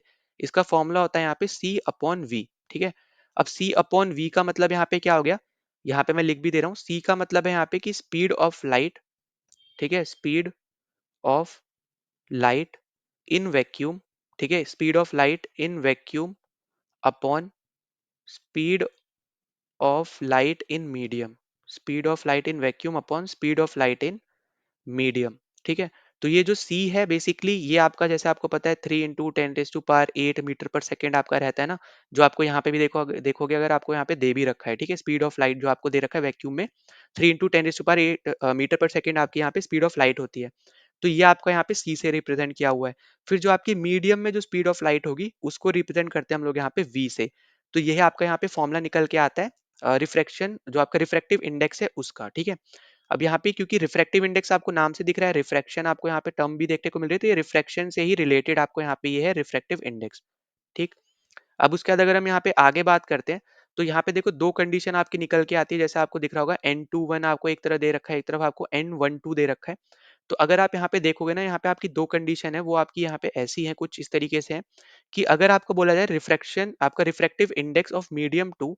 ठीक है, और आपका यहाँ पे refractive index of medium one with respect to आपका मीडियम टू, तो उस कंडीशन को हम लोग यहाँ पे N12 के केस में लिखते हैं। ठीक है, मतलब यहाँ पे आप समझो, या तो आपको इस तरीके से दे देगा जहां पे आपका रिफ्रैक्टिव इंडेक्स आपको बताना है पहले मीडियम का विद रिस्पेक्ट टू दूसरे मीडियम के रिफ्रैक्टिव इंडेक्स से, तो आप उस चीज को आप इस तरीके से लिखते हो, और उसका फॉर्मूला आपका यहाँ पे कुछ ये रहता है। ठीक है, V2 अपॉन आपका यहाँ मतलब ये इस तरीके से 2/1 है, आप इस तरीके से आप यहाँ पे याद रख सकते हो। ठीक है, फिर अगर मान लो आपको यहाँ पे बोला जाए N21, इसका मतलब है कि आप रिफ्रैक्टिव इंडेक्स 2 का निकालना चाह रहे हो विद रिस्पेक्ट टू 1, तो आपका यहाँ पे आप इससे डिनोट करते हो।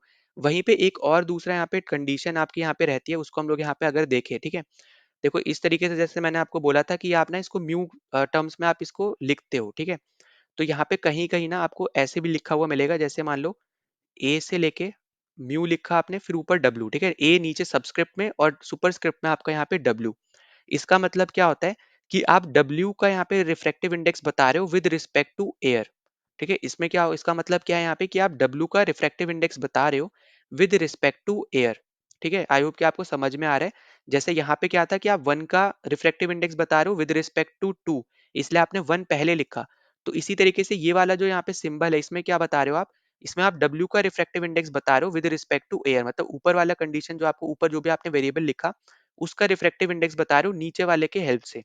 तो इसलिए हम लोग इसको इस तरीके से लिखते हैं। यही सेम तरीका अगर मान लो आपको कुछ ऐसे दे दे, यहाँ पे ए लिख दे, यहाँ पे जी लिख दे, इसका मतलब क्या है कि आप जो जी है, ठीक है, मान लो यहाँ पे ग्लास है जी का मतलब, तो यहाँ पे ग्लास का यहाँ पे रिफ्रैक्टिव इंडेक्स आप बता रहे हो ए के रिस्पेक्ट में, इसको हम लोग इस तरीके से लिखेंगे। ठीक है, तो या तो आपको इस तरीके से लिखा हुआ मिलेगा, या तो आपको 1221 इस तरीके से लिखा हुआ मिलेगा जो आपको यहाँ पे दे रखा है। ठीक है, और फॉर्मूला आपका वही रहेगा यहाँ पे, speed of light in medium one upon speed of light in medium two, μ1/μ2। ठीक है, तो ये आपको यहाँ पे याद रखना है। और जो है ना आपको बताया सी अपॉन वी आपका जो रहता है वो आपको यहाँ पे देखने को भी मिल रहा है। ठीक है, अब यहाँ पे ना जो आपका एब्सोल्यूट रिफ्रैक्टिव इंडेक्स है ये आपका सी अपॉन वी रहता है, और इसी को ही हम लोग क्या बोलते हैं, रिफ्रैक्टिव इंडेक्स बोलते हैं। ठीक है, वही सेम चीज है जो आपको अभी तक मैं बताते हुए आ रहा था। और फिर आपको यहाँ पे एक टेबल दे रखा है, इसको आप जरूर गो थ्रू कर सकते हो। जैसे आपका ये फ्लिंट ग्लास है, ठीक है, फ्लिंट ग्लास को अलग से यहाँ पे याद भी रख लेना। फ्लिंट ग्लास जो होता है बेसिकली आपके ना लेंसेज बनाने में यहाँ पे काम आता है, और जो एक क्रुक ग्लास करके होता है वो आपके सन ग्लासेस बनाने में काम आता है। ठीक है, तो ये सब आपके यहाँ पे कुछ छोटी छोटी चीजें हैं जो हो सकता है यहाँ पे पूछ लिया जाए। फ्लिंट ग्लास जो है यहाँ पे क्या बनाता है, यहाँ पे ये आपका प्रिज्म बनाने के काम आता है। ठीक है, साथ ही साथ ये आपके लेंसेज बनाने के काम आता है।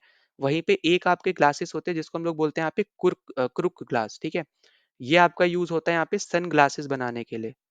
सन ग्लासेस बनाने के लिए यहाँ पे इसको हम लोग यहाँ पे यूज करते हैं। ठीक है, तो ये आपका यहाँ पे अलग से बस एक एक्स्ट्रा चीज थी, वो आपको मैं बता रहा हूँ, हो सके यहाँ पे पूछ लिया भी जा सकता है, तो ये आपको यहाँ पे पता होना चाहिए। बाकी आपके रिफ्रैक्टिव इंडेक्स है एयर का, हम लोग यहाँ पे ओवरऑल 1 रिफ्रैक्टिव इंडेक्स लेके चलते हैं। ठीक है, अब ये 1.0003 दे रखा है, पर हम इसको 1 लेके ही चलते हैं, तो वो बस आपको पता हो, और बाकी इंपॉर्टेंट जो है वो मार्क भी कर रखे, वरना बस आपको यहाँ पे इतना जो दे रखा है ना, इतना बस आप यहाँ पे जरूर गो थ्रू कर लेना। ठीक। अब देखो उसके अलावा फिर हम आगे बात कर लेते हैं। तो आगे अगर आप देखोगे यहाँ पे जो दो कंडीशन मैंने यहाँ पे मार्क कर रखी है, आपको वही दे रखा है कि रेयरर से जब डेंसर जाए तब क्या होगा, और नीचे वाली जो ग्रीन में मार्क कर रखी है, इसका मतलब है यहाँ पे कि डेंसर से जब रेयरर जाए लाइट वेव तब क्या होगा। ठीक है, जो मैंने आपको ऊपर बताया था कि रेयरर से जब डेंसर जाती है तो आपकी स्पीड कम हो जाती है और वो आपकी टुवर्ड्स नॉर्मल बैंड हो जाती है। वहीं पे जब डेंसर से रेयरर जब आपकी लाइट रे जाती है तो स्पीड बढ़ जाती है, वो आपकी नॉर्मल से दूर जाने लगती है। तो वही आपको जो ऊपर मैंने लिखवाए दो कंडीशन जो इंपॉर्टेंट है, वही आपको यहाँ पे नीचे मार्क कर रखी है। ठीक है, तो इसको आप जरूर गो थ्रू कर सकते हो। फिर आपका आ जाता है यहाँ पे रिफ्रैक्शन बाय स्पेरिकल लेंसेज। अब स्पेरिकल लेंसेज आपके यहाँ पे जो वही वापस से हो जाएगा कि कॉन्वेक्स लेंस और कॉनकेव लेंस। ये जो ऊपर आपको दे रखा है ये आपका है कॉन्वेक्स लेंस, ठीक है, और नीचे आपको जो दे रखा है ये आपका है यहाँ पे कॉनकेव लेंस। अब जैसे मैंने आपको ऊपर बोला था, जो कॉन्वेक्स लेंस होगा ये आपका कैसा है यहाँ पे, ये आपका हो जाएगा यहाँ पे कन्वर्जिंग, क्योंकि आपको अगर क्लियरली दिख रहा हो यहाँ पे लाइट वेव आ रही है और एक पॉइंट पे आके इंटरसेक्ट कर रही है, तो ये आपका क्या कन्वर्ज कर रहा है, एक पॉइंट पे लेके आ रहा है सारे लाइट वेव को।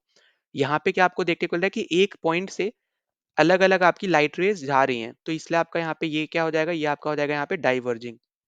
ठीक है, तो ये आपका यहाँ पे इंपॉर्टेंट है। यहाँ पे कंडीशन बनेंगी आपकी इमेजेस की दो और यहाँ पे बनेंगी छह। ठीक है, वही सेम चीज जो हमने यहाँ पे अभी तक डिस्कस करी है। तो यही आपको यहाँ पे देखो पूरी यही सेम चीज आपको बार बार यहाँ पे रिपीट है। स्पेरिकल भी यहाँ पे आपका आंसर बनेगा। ठीक है, स्पेरिकल में ही बेसिकली यहाँ पे काउंट होंगे। और ये आपको यहाँ पे देखो इस तरीके से याद रख लेना एक सिंपल सी चीज कि ना, जैसे मान लो यहाँ पे ये कॉन्वेक्स मिरर है, कॉन्वेक्स लेंस है। ठीक है, अब इसमें क्योंकि आपका यहाँ पे देखने को मिलेगा, एक तो ये आपका एक साइड हो गया, एक साइड आपका यहाँ पे ये हो गया। ठीक है, तो ये डबल साइडेड कॉन्वेक्स है। अब क्योंकि ये डबल साइडेड कॉन्वेक्स है ना, इसलिए आपको यहाँ पे भी एक एफ देखने को मिलता है, यहाँ पे सी देखने को मिलता है, और इस साइड में भी आपको एक F2, इसको हम 2 बोल लेते हैं, इसको 1 बोल लेते हैं, इसको C1, और इधर वाले को हम लोग यहाँ पे C2। ठीक है, तो इसलिए क्योंकि ये डबल साइडेड कॉन्वेक्स है, इसलिए हमें यहाँ पे 2 बार F देखने को मिलता है और 2 बार हमें यहाँ पे C देखने को मिलता है।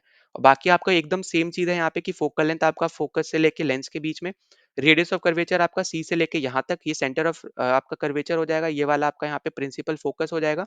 वही सेम चीज आपकी यहाँ पे रिपीट हो रही है बार बार। ठीक है, तो वो आपका यहाँ पे एकदम सेम चीज है, वो आपको यहाँ पे दिक्कत नहीं आएगी। अब अपर्चर की बात करें तो अपर्चर यहाँ पे इस पॉइंट से लेके इस पॉइंट तक, ठीक है, मान लो ये एम है, ये आपका एन है, तो ये यहाँ से लेके ऊपर तक जो आपका यहाँ पे एरिया है, इसको हम बेसिकली यहाँ पे लेंथ या हाइट बोल लो, ये आपका है यहाँ पे अपर्चर ऑफ द लेंस। ठीक है, तो ये आपको यहाँ पे दे रखा है। अब यहाँ पे जो आपका ये है ना सेंटर, इसको हम लोग बोलते हैं यहाँ पे पोल। अगर आप यहाँ पे देखो जो आपको ये दे रखा है ना ओ, ये आपका क्या है यहाँ पे, ये है आपका सेंटर। ठीक है, यहाँ पे पोल नहीं होता है, यहाँ पे क्या होता है, यहाँ पे सेंटर होता है, जिसको हम ओ से रिप्रेजेंट करते हैं। जो आपको ये जो येलो मैंने मार्क किया यहाँ पे आपको दे रखा है। ठीक है, तो आप इसको इसको भी जरूर गो थ्रू कर सकते हो। फिर हम आगे चल लेते हैं। तो देखो आगे आपका वही सेम चीज यहाँ पे रिपीट हो रही है। प्रिंसिपल फोकस हमने यहाँ पे डिस्कस कर लिया।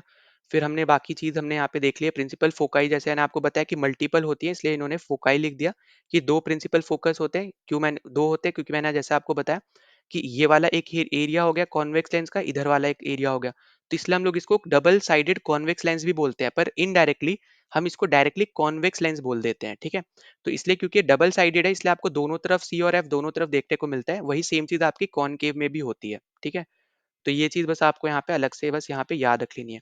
फिर इमेज फॉर्मेशन की हम बात करते हैं, तो इमेज फॉर्मेशन वही वापस से आपका यहाँ पे सिंपल टर्म्स में यहाँ पे याद रहने के लिए, ये आपका मान लो यहाँ पे कॉन्वेक्स आपका यहाँ पे लेंस है, ठीक, कॉन्वेक्स लेंस है।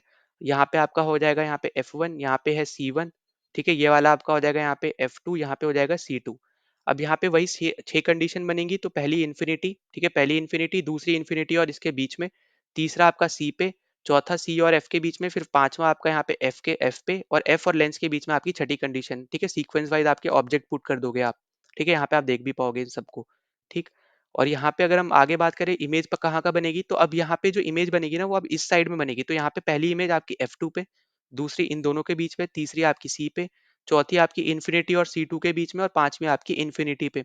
फिर जो अब ये लास्ट इमेज जो आपकी बनेगी ना, वो आपकी जिस साइड में आपका ऑब्जेक्ट रखा है वही सेम साइड पे बनती है। ठीक है, ऑब्जेक्ट के पीछे सेम साइड पे आपकी ये इमेज बनेगी। यहाँ पे भी जो आपको याद रखना है वो इंपॉर्टेंट आपकी यहाँ पे यही तीन कंडीशन रहेंगी। ठीक है, क्योंकि यहाँ पे भी अगर आप देखो ऊपर वाली सारी आपकी रियल इन्वर्टेड है, और ये क्योंकि सेम साइड बनेगी तो इसलिए आपका यहाँ पे वर्चुअल इरेक्ट हो जाएगा।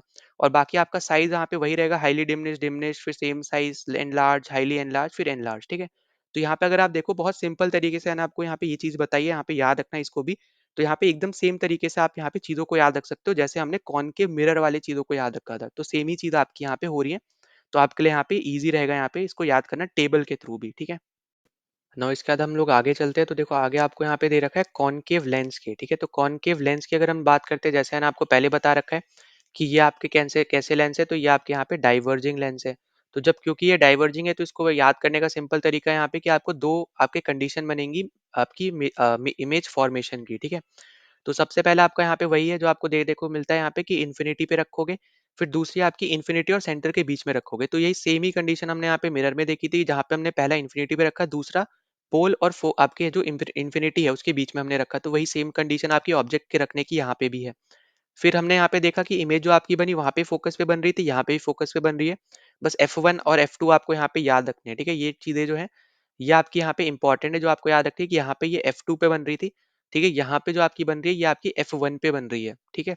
यहाँ पे आपका फिर F1 और सेंटर के बीच में बन रही है यहाँ पे इमेज, फिर डिमिनिश्ड, हाईली डिमिनिश्ड और डिमिनिश्ड आपकी बन रही है, दोनों ही आपकी वर्चुअल इरेक्ट है, ठीक है? मतलब सीधी इमेज आपकी यहाँ पे देखने को मिलेंगी।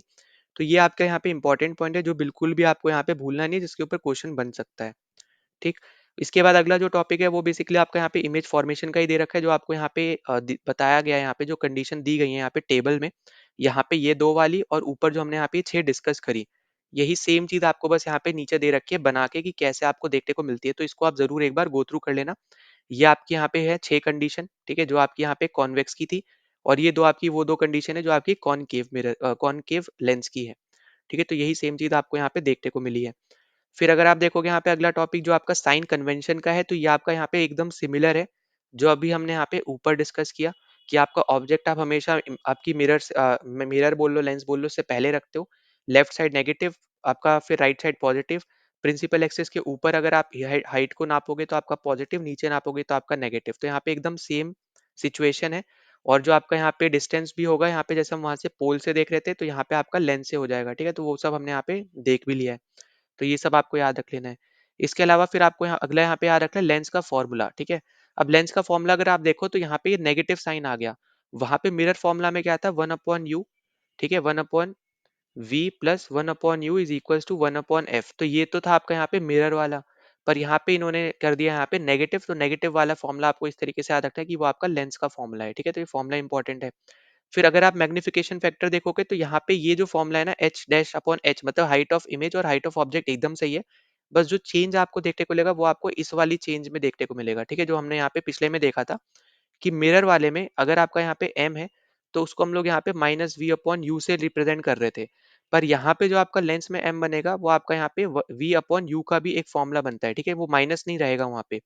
तो या तो आपका height of image, height of object वाला यहाँ पे रेशियो याद रख लेना है, और दूसरा आपको यहाँ पे एक v अपॉन यू का रेशियो याद रख लेना है, यहाँ पे विदाउट माइनस साइन, ठीक है?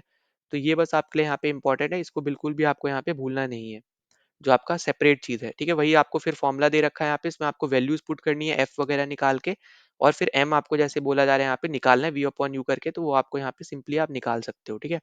डायरेक्ट आपके फॉर्मूला बेस्ड क्वेश्चन ही आपको एज एन एग्जांपल भी दे रखे हैं।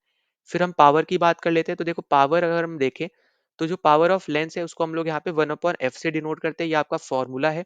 इसके ऊपर क्वेश्चन आ रखा है पहले भी, और हमेशा याद रखना है इसकी एसआई यूनिट जो होती है फोकल लेंथ की, ठीक है? फोकल लेंथ की हम यहाँ पे बात करें अगर, तो 1/f मतलब है 1/फोकल लेंथ, और फोकल लेंथ की जो यहाँ पे एसआई यूनिट है वो आपकी होती है यहाँ पे मीटर, ठीक है? SI unit. तो कभी भी अगर आपको जैसे सेंटीमीटर में दे दे कि इसकी 0.1 सेंटीमीटर है, तो सबसे पहले आपको एसआई यूनिट में कन्वर्ट करना पड़ेगा, ठीक है? तो यही इंपॉर्टेंट पॉइंट है कि कोई भी आपको कुछ भी दे रखा हो, अगर फॉर्मूला बेस्ड क्वेश्चन है, तो सबसे पहले हर एक यूनिट को आप उसकी एसआई यूनिट में कन्वर्ट करो। और या तो एक तो ये हो गया, दूसरा या तो कभी कभी दे देता है जैसे यहाँ पे स्पीड निकालने में किलोमीटर पर आवर का भी यहाँ पे दे देता है, ठीक है?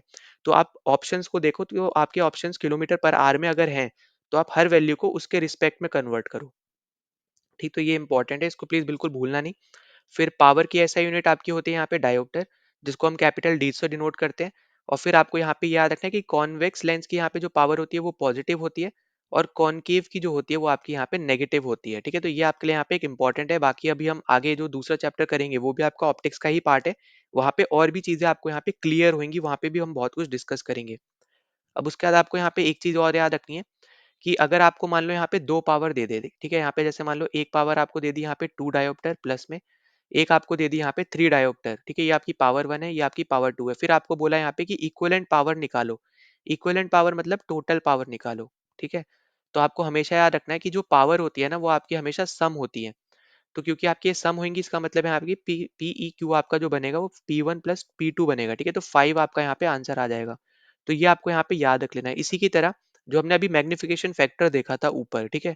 अगर आपको यहाँ पे एक M1 मान लो यहाँ पे x दे रखा है और एक M2 आपको यहाँ पे y दे रखा है, तो आपको हमेशा याद करके चलना है कि आपका जो MEQ है, मतलब यहाँ पे जो टोटल मैग्निफिकेशन फैक्टर आपको देखने को मिलता है, वो आपका M1 इंटू M2 होता है, ठीक है? यहाँ पे ये जो होगा, ये आपका मल्टीप्लीकेशन में रहेगा, ठीक है? जितने भी आपके रहेंगे, वो सब आप यहाँ पे क्या करोगे? मल्टीप्लीकेशन करोगे, ठीक है? तो ये आपके लिए यहाँ पे एक इंपॉर्टेंट पॉइंट है, जो आपको याद रखना है कि पावर आपकी हमेशा ऐड होती है और ये जो है आपके यहाँ पे मल्टीप्लीकेशन होंगे, ठीक है? तो यहाँ पे ये इंपॉर्टेंट पॉइंट है, तो प्लीज़ इनको यहाँ पे बिल्कुल भी आपको यहाँ पे भूलना नहीं है, ठीक है? वही सेम चीज़ आपको यहाँ पे दे रखी है, पावर इतनी ज़्यादा है, तो सबको आप बेसिकली यहाँ पे ऐड करते हुए जाते हो, ठीक है? तो ये आपके यहाँ पे इंपॉर्टेंट पॉइंट है। फिर आपको यहाँ पे जो दे रखा है, यहाँ पे जो फैक्ट वगैरह भी दिए जाते हैं ना, इनको भी आप ज़रूर देखा करो। जैसे आपका यहाँ पे न्यू कार्टेशियन साइन कन्वेंशन है, ये आपको यहाँ पे नाम पता होना चाहिए, ठीक है? ये आपके स्फेरिकल मिरर और लेंसेज दोनों ही फॉलो करते हैं।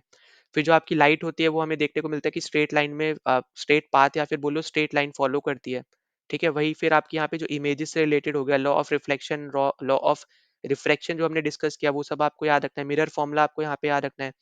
फिर लेंस फॉर्मूला जो आपको यहाँ पे ये नीचे दे रखा है, ये आपको यहाँ पे याद रख लेना है, ठीक है? स्पीड ऑफ आपको यहाँ पे लाइट याद रख लेना है, ये इंपॉर्टेंट है। आपको कभी-कभी डायरेक्ट इस तरीके का क्वेश्चन भी पूछ लिया जाता है। फिर फोकल लेंथ कैसे आप यहाँ पे निकालते हो, आपका आर क्या होता है, कैपिटल आर क्या होता है, ठीक है? फिर इन दोनों के बीच का रिलेशन क्या है, तो ये सब आपको यहाँ पे भी दे रखा है कि रेयर से जब डेंसर जाते हैं तो क्या होता है, जो आपको यहाँ पे देखने को मिल रहा है इस वाले में, है ना? तो आपको यहाँ पे देखने को मिल रहा है कि जब हम रेयर से डेंसर जाते हैं तो स्पीड आपकी क्या हो जाती है, यहाँ पे कम हो जाती है, टुवर्ड्स नॉर्मल आपकी लाइट रे बेंड हो जाती है। वहीं पे जब आप डेंसर से रेयरर जाते हो तो आपकी स्पीड बढ़ जाती है और फिर वो आपकी मूव अवे हो जाती है नॉर्मल से। तो ये सब छोटी-छोटी पॉइंट आपको यहाँ पे भी दे रखे हैं। स्पीड ऑफ जो आपका पावर ऑफ लेंस है, डायोप्टर होता है।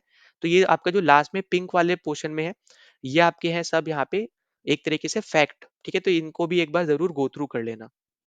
सुनाओ, इसी के साथ हमने यहाँ पे ये पूरा चैप्टर हमने यहाँ पे डिस्कस कर लिया। अगर किसी भी कॉन्सेप्ट में कोई भी डाउट होता है आपको, तो यहाँ पे ज़रूर मेंशन कर देना, ठीक है?